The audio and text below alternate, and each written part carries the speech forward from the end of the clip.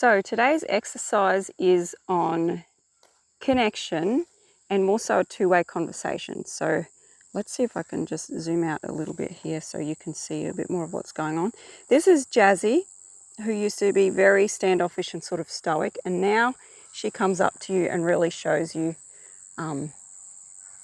what she wants. And obviously we're doing some scratching here, but I'm happy for a horse to come up to me and show me where they're uncomfortable or what they want from that point of view.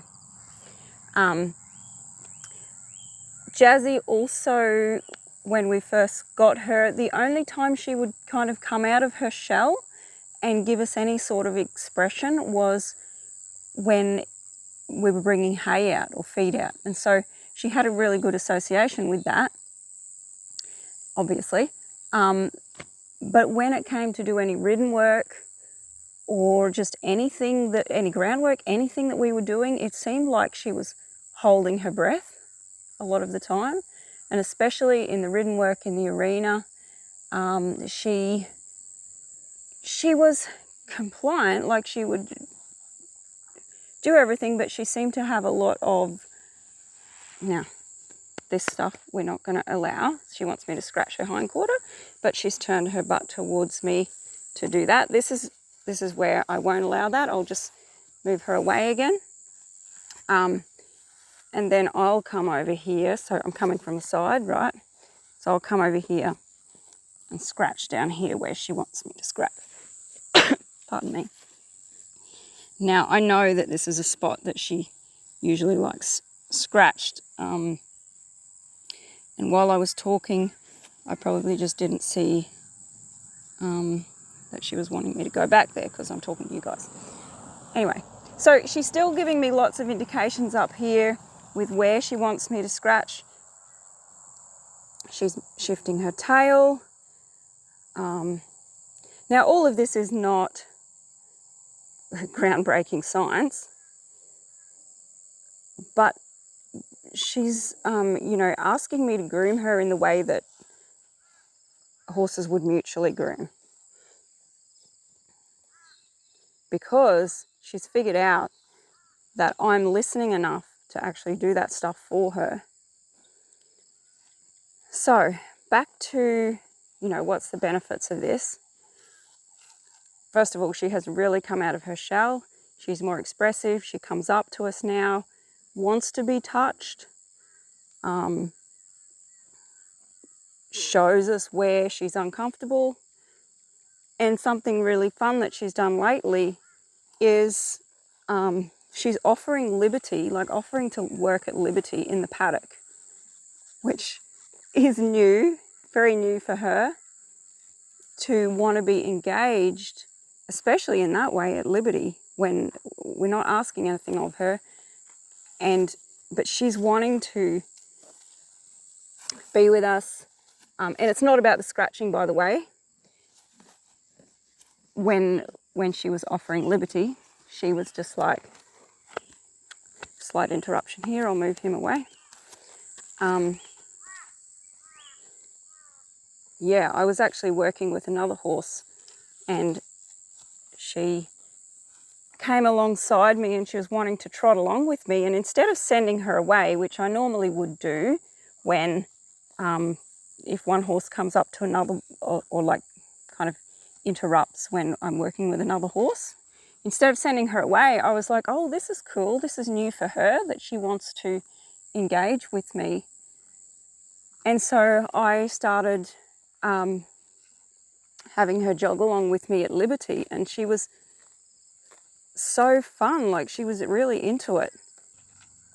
I just asked her to come with me right now to come over to the shelter where we'll do some of the touch work that has led to her being so much more open. Okay, so building trust through connection and building that two-way communication. First thing is, we don't want to never assume that your horse is going to like a certain kind of touch.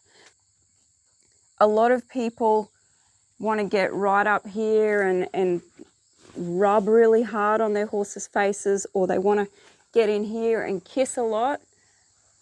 A lot of horses don't like that. They just kind of tolerate it, or they try to avoid it. And, you know, it doesn't do anything for your partnership when you are just steamrolling through all of those red flags, or through that communication where your horse is actually saying, I don't like that. And they're just waiting for you to go away. So another way I see that happen a lot is when people are brushing their horse and they just get in there and they're quite aggressive and they're like, I've got a job to do, I'm brushing my horse. Now she's telling me right here where she wants it, where feels good for her. Okay. Now obviously if you have the purpose of brushing your horse to get prepared to put your saddle on or something, you mightn't have the time to do all of this and go exactly where they want. But you can pay attention to the horse's responses, as in, are they comfortable? Are they not comfortable? Oftentimes a horse will be sensitive over the back here, and the horse is like pinning their ears, or they've stiffened up, and the human is just in here like, oh, I've got to get this stuff off. And not adjusting the feel of what they're doing. So that's just a couple of starter points. But one of the things that has really helped Jazzy to come out of her shell, from being quite a shut down, stoic horse that was holding in her breath and not trusting humans except for when they had feed in their hand, one of the things is to really get her to start to engage and want to communicate with us is using touch. So starting to notice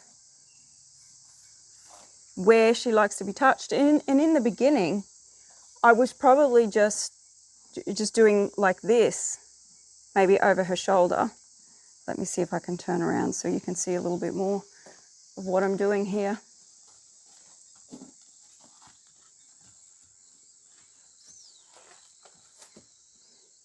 So to begin with, often I'm just touching the horse in a place where they usually would like it.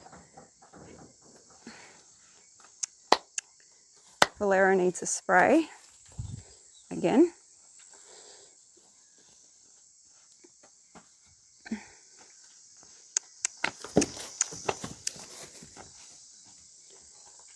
So I usually start out touching them in a place where they typically would like it, but I'm going to watch their responses in their eyes and ears. So if her head goes up, for example, when I touch over this or any point, I'm going to soften what I'm doing there. I'm not going to keep pressing at the same speed. I'm going to back off a little bit and just soften, because that head up is usually, well, when it's combined with a little bit of ears back and like a bit of a worried expression in the eye, that's saying, hey, that's a bit sensitive, or I don't like that there. Usually you back off the pressure just a little bit and they'll relax into it, especially if it's a sensitive spot, because that pressure might have been just a bit too much, but you back it off slightly and now it's a relieving pressure. So in a horse that is quite stoic or used to shutting people out and used to not engaging, you have to look for subtle signs, because they're not going to give you much. They're used to just like going into their own head, ignoring everything that's happening to them. And we want to bring that out. So we're looking for subtle signs,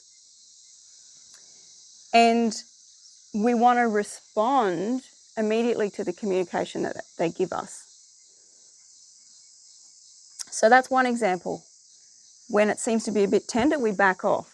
We go lighter, Or if you're using a brush, for example, you don't want to just keep grinding in there with the same pressure.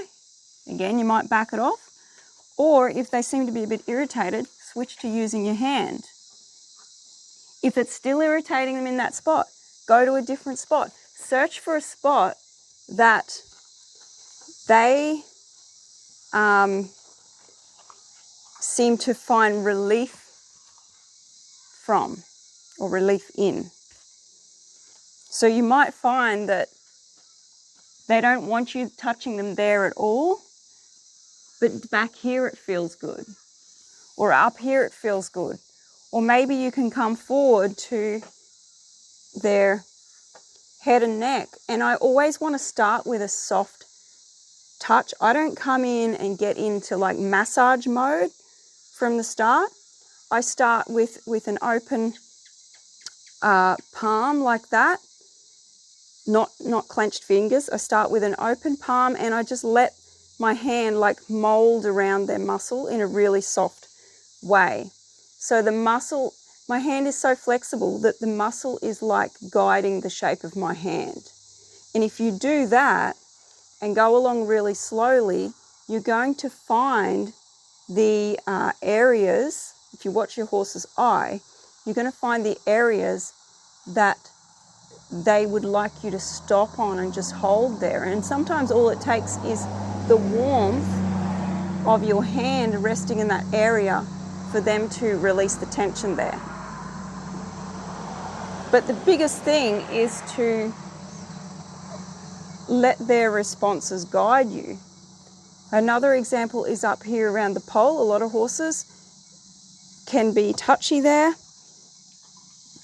and a lot of them have very good reason to be touchy there because they're carrying a lot of tension through the neck. And so what you don't want to do is come in here and like force the horse to accept this touch that they're really not comfortable with. Lighten it off. If you can just rest your hand there, and not even like a weight rest, but just the lightest of touches until they relax just a little bit, or until they feel some sort of response, relief to that, and then move somewhere else. Or if they can't stand it there, maybe move down to around the atlas here, or down to the TMJ. Again, really light touch. And then over the top of the eye here in that little hollow there, if you use super light touch where you're just touching the hairs in the center of that hollow there, and I'm sorry the light's not great here so you can't see a whole lot of detail, but I'm sure you get the idea. So if you use really light touch there, this can bring a lot of relaxation as well through other parts of the body. On the front of the forehead here, I have another horse at home who now just loves being touched here. You just hold your hand there and she will just about go to sleep, like her head drops way down. And she is a horse who went on the dogger truck from a previous owner because she was dangerous and they were worried she was really going to hurt someone. And she used to, when we first got her and we would come out to the paddock, she would leave the herd of horses and she would walk away down the back of the paddock somewhere as we were approaching the herd. She would just weave around back there and just like watch us. Like if we got one step closer, she's going further. That was how she used to respond to humans. And that's how much she didn't trust people. Now, she comes up to us and she brings herself up and just stands and just waits for us to touch her. Not just on the forehead, but she loves being touched everywhere. And she will guide you to where she wants some muscles released and things like that. But again, this is a horse who was considered dangerous, and to be fair, she was dangerous to people at that time. She hated anyone going around the back of her. She would, strike out, and she was just in like high stress mode all the time, especially, around people. Did not have any trust. And now you would have no clue that she was ever like that. She's become super relaxed around people and loves interaction. So, two-way communication happens when you are open to it, but you can't steamroll through the small things. You've got to be watching the small things. She now comes up to us and shows us where she wants to be scratched. And so she's got a little bit of a something going on in her hindquarter and in the shoulder at the moment, so that's where she's presenting to us. The only thing you have to be careful of is that they don't get too demanding. Like if they're coming up and they're just demanding to the point that you can't do normal things with them, or it's interfering with what you're asking them to do, then you need to set some boundaries. So there's a time, for me, there's a time when I'll like invite them to show me where they want scratched. And there's times when I will say, no, we're not doing scratching at the moment, we're going to work, So you have to be able to switch between those two as necessary. And your horse will understand that when it's time to work and when it's time for grooming. So just like horses in the paddock do, they'll have a time when they're mutually grooming. When two buddies are mutually grooming, I'm just going to have her stand on the other side of me here. And there'll be a time when those two buddies are, one's pushing the other one on. And we're not grooming at the moment. So